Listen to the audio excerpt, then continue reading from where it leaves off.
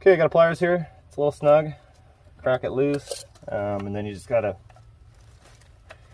be ready here. I've got this tucked in as best I can to protect the electronics.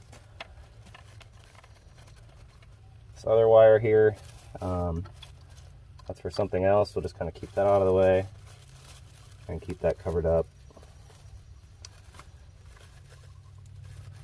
Gonna spray out. I'll move my drill. Good call. I get a shot right in the lap here, we'll see.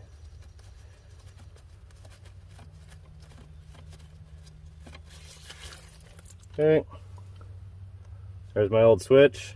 Looks the same as what I've got.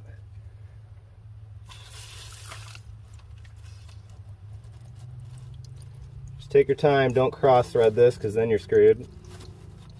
Simple as that.